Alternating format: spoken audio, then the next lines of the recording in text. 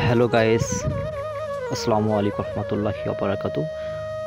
আপনারা অনেক ভালো আছেন। আমি আজকে নতুন কন্টেন্ট আমি আপনাদেরকে পেঁপে বারোমাসি সবজি যে চাষ সেই সম্পর্কে নিয়ে আমি একটা হাজির হয়েছি। আপনারা জানেন বারোমাসি সবজির মধ্যে পেঁপে ফল আপনারা মোটামুটি বারোমাসি চাষাবাদ করানো হয় থাকে। বারোমাসি এই পেঁপে ফল আপনারা চাষ করে মানে বারোমাসি বিক্রি করতে পারবেন। তো সে সম্পর্কে আমি আজকে রিলেটেড একটা ভিডিও দেখাবো। যারা এই পেঁপে চাষ করতে চান, পেঁপে চাষে সফলতা পাওয়া যায়, এর কোনো কমতি থাকে না।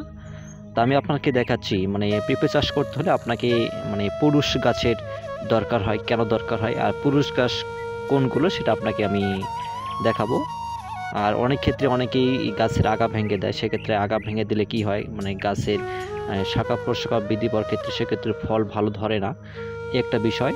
তা আপনার কখনো আগা থেকে মানে ছেড়ে দিবেন না, একটা আপনার মনে রাখবেন।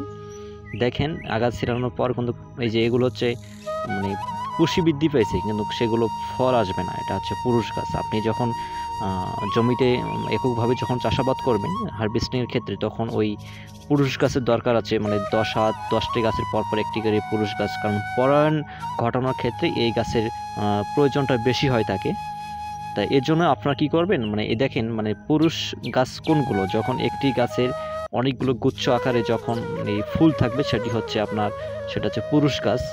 আর একটি গাছ শাখা প্রশাখায় গাছে দেখা যাবে একটি করে ফুল, সেগুলো হচ্ছে আপনার মহিলা গাছ অর্থাৎ স্ত্রী গাছ। সেগুলো মানে গাছের পরাগন ঘটানোর জন্য, ফল ধরানোর জন্য আপনার পুরুষ গাছের কার্যকারিতা অনেক, এটা থাকতে হবে এটা বাগানে আপনি যখন চাষ করবেন।